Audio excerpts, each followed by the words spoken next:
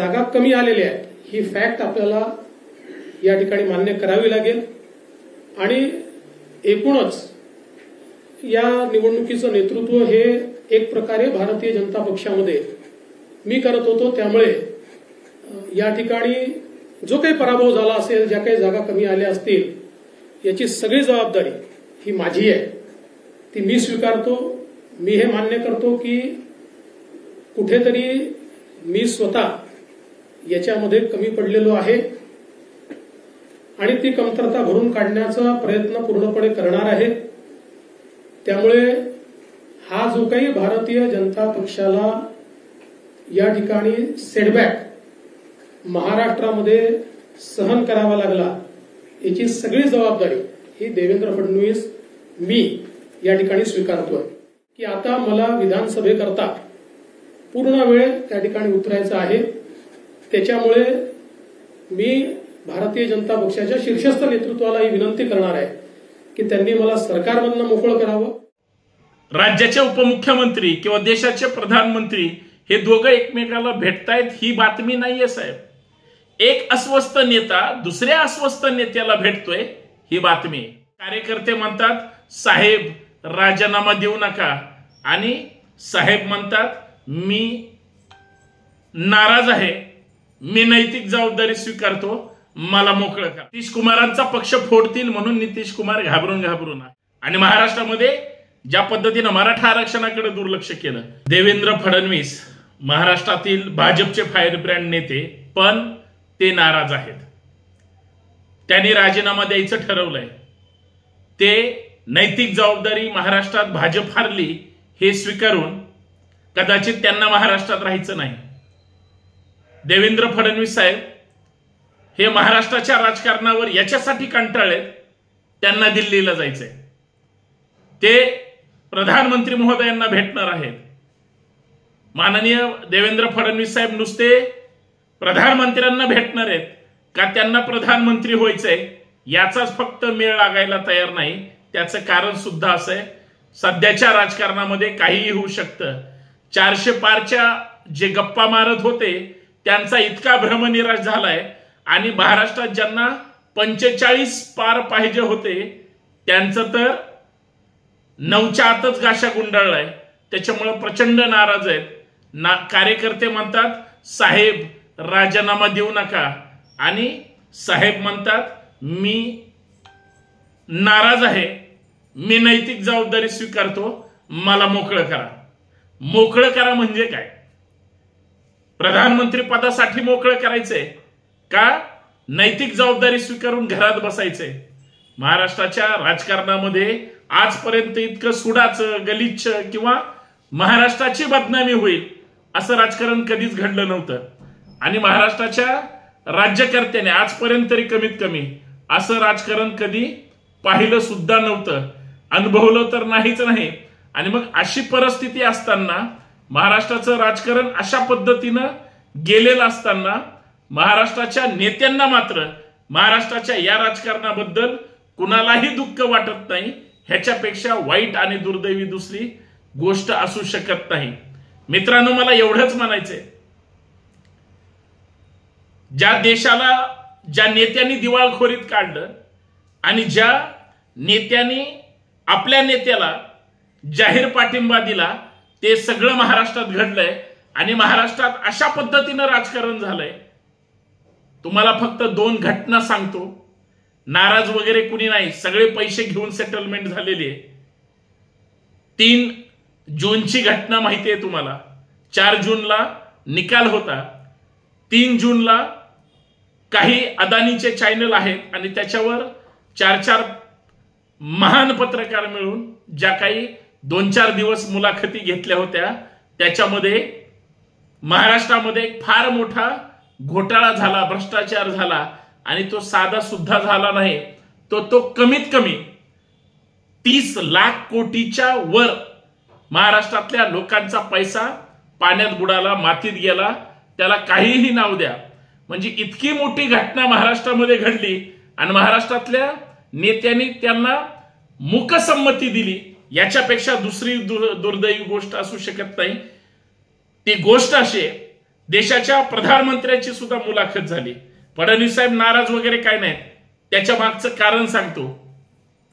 या देशामध्ये अमित शहा साहेबांची मुलाखत झाली आणि मोदी आणि शहांची मुलाखत झाल्यावर त्यांनी या देशातील जे काही शेअर मार्केट आहे ते उसळणार आहे, खाली येणार आहे, वर येणार आहे, अशा ज्या काही वल्गना झाल्या आणि त्या सगळ्या वल्गना ह्या इथल्या लोकांच्या खिशातून पैसा काढायचा होता आणि देशाच्या सर्वसामान्य लोकांच्या घरातल्या तिजोरीवर किंवा खिशावर दरोडा टाकायचा होता. म्हणून त्यांनी सगळ्यांनी शेअर्स खरेदी करा म्हणले, कारण निकाल हा आपल्या बाजूने लागणारे, 400 पार होणारे देशाचे प्रधानमंत्री सांगतायत, देशाचे गृहमंत्री सांगतायत आणि महाराष्ट्राचं इकॉनॉमिकल कॅपिटल सिटी म्हणूया किंवा स्टेट म्हणूया, महाराष्ट्र आणि मुंबईकडे पाहिलं जातं. मुंबईच्या नेत्यांनी सुद्धा त्याला दुजोरा दिला आणि वाऱ्यासारखी बातमी संपूर्ण देशामध्ये पसरली आणि लोकांनी कच्चून शेअर्स त्या ठिकाणी खरेदी केले. 30 लाख कोटी रुपये त्या ठिकाणी लोकांनी गुंतवले. 5 कोटीच्या वर लोकांचा याच्यामध्ये इन्व्हेस्टमेंट झाली आणि दुसऱ्या दिवशी सकाळी ज्यावेळेस जी काही 400 पारची नाव होती ते डायरेक्ट पाण्यामध्ये बुडाल्यानंतर जे काही उसळलेले शेअर्स होते ते 35, 40, 45% त्या ठिकाणी मातीत गेले आणि दुपारपर्यंत 500% गेले आणि म्हणजे साधारणतः ज्या पद्धतीचा रेशो पाहिजे अक्षरशः सगळे बुडाले आणि 3 तारीख ते 4 तारीख साधारणतः 18-20 तासामध्ये 30 लाख कोटी ठराविक लोकांच्या खिशामध्ये गेले. त्याच्यावर राहुल गांधींनी आज पत्रकार परिषद घेऊन सांगितलं. मला कालपासून संशय येत होता, मी एका ठिकाणी चर्चा सुद्धा केली होती की इतका मोठा जर स्कॅम असेल, पैशाचा घोटाळा असेल तर राज्यातल्या नेत्याला नाराज असं आहे असं दाखवून केंद्रामध्ये उडी मारावी लागते किंवा तिकडं जास्त पैसे मिळत आहेत म्हणून तिकडं जावं लागतं. ह्याला मोकळे करा म्हणतात, याला नाराज म्हणतात. एका पक्षाच्या माणसाला आता मंत्रिपद मिळेल, 7 खासदार असलेल्या माणसाला तर एक कॅबिनेट आणि एक राज्यमंत्रीपद मिळणार आहे अशी कुजबूज आहे. आणि दुसरा माणूस जर महाराष्ट्रातूनच प्रधानमंत्री पदासाठी जर स्वप्न पाहत असेल तर याच्या मागे काहीतरी संगी फार मोठं षडयंत्र असू शकतं. म्हणून कदाचित भेट असावी, म्हणून मी नाराज आहे, नाहीतर मला मुख्यमंत्री करा अशी तरी कुजबूज असेल असं मला वाटतं. मित्रांनो, 30 लाख कोटीचा घोटाळा होणं आणि दुसऱ्या बाजूला महाराष्ट्रातून 48 पार खासदार करण्याची स्वप्न वल्गना करणारे, 45 पारची वल्गना करणारे, 2 अंकी आकडा सुद्धा क्रॉस करू शकत नाही तो माणूस मोकळा करा म्हणू शकत नाही. उपमुख्यमंत्री पदातून मला आता मोकळं करा, बाजूला करा आणि मला मोकळं फिरू द्या, याचा अर्थ असा आहे वरून काहीतरी शिजवलं असेल, वरून काहीतरी ठरलं असेल किंवा यांच्याच मनात ठरलं असेल. माझ्या मागून दिल्लीला गेलेला माणूस, महाराष्ट्राच्या राजकारणात नको म्हणून बाजूला केलेला माणूस ज्यावेळेस प्रधानमंत्री साहेब देशाला संबोधित करणार असतात त्या स्टेजवर ज्यावेळेस तो माणूस भाषण करतो त्यावेळेस जर कदाचित ह्यांना राग येत असेल की तू बडा की मैं बडा, तर मग ह्यांना का दिल्लीला जाऊ वाटत नसेल हा सुद्धा संशोधनाचा विषय. मित्रांनो, आपण वेगळ्या नजरेने बघत नाही. मी याच्यामध्ये देशाच्या सिस्टीम बद्दल टीकाच करत नाही, मी कुठल्याही नेत्याबद्दल टीका करत नाही. मित्रांनो, हे देशात घडलंय आणि हे जनतेसमोर आलं पाहिजे. आणि राहुल गांधींनी तर जाहीर ह्याच्यावर चौकशीची मागणी केली, म्हणजे याचा अर्थ याच्यामध्ये फार मोठा स्कॅम आहे, फार मोठा घोटाळा आहे आणि याच्यामध्ये फार लोक इन्व्हॉल्व आहेत. आणि असं जर देशामध्ये छोट्या छोट्या घटनेतून जर इतके लाखो कोटीचे घोटाळे होत असतील, एखादा घोटाळा आमच्या सर्वसामान्य पोरांच्या पण नशिबी येऊ द्या. राज्याचे उपमुख्यमंत्री किंवा देशाचे प्रधानमंत्री हे दोघं एकमेकाला भेटतायत ही बातमी नाहीये साहेब. एक अस्वस्थ नेता दुसऱ्या अस्वस्थ नेत्याला भेटतोय ही बातमी आहे. अहंकार रूपी जो काही सत्तेची जी पॉवर होती अंगामध्ये, जो करंट होता, जी दुसऱ्यांना डॉमिनेट करून इकडं प्रधानमंत्री बसायचे आणि पलीकडे सगळ्या लोकांना बसवायचे, जवळ सुद्धा घेत नव्हते. म्हणजे एनडीए भाजप ज्या पक्षात अलायन्स मध्ये आहे त्याला राष्ट्रीय लोकशाही आघाडी म्हणतात किंवा एनडीए म्हणतात. त्या एनडीएचं नाव कधीच घेतलं नव्हतं. मोदी मोदी मोदी, तुम वोट दे दो, आपने दिया हुआ वोट सीधा मोदी को जाएगा. तुम्ही दिलेलं मतदान थेट भाजपला जाईल असं बोललं जात होतं. ज्यावेळेस 240 वरच आकडा आडून बसला आणि 543 खासदारापैकी 272 खासदार लागतात बहुमताला केंद्र सरकारमध्ये, लोकसभेच्या कनिष्ठ सभागृहामध्ये, म्हणजे देशाचं जे कनिष्ठ सभागृह आहे, जे लोकनियुक्त सभागृह आहे, राज्यसभा हे वरिष्ठ सभागृह म्हटलं जातं, त्या सभागृहामध्ये त्या सभागृहाचा नेता, विधिमंडळाचा नेता होण्यासाठी किंवा प्रधानमंत्री होण्यासाठी 272चं बहुमत पाहिजे. ते नाही. लगेच एनडीएचे लोक लगेच गोळा केले. अरे नितीश कुमारचं नाव कधीच घेतलं नाही. चंद्रबाबू तर सोडूनच द्या, 10 वर्ष ते तर अज्ञातवासातच होते. आता ते मुख्यमंत्री होतील म्हणून ह्यांच्या सोबत आहे.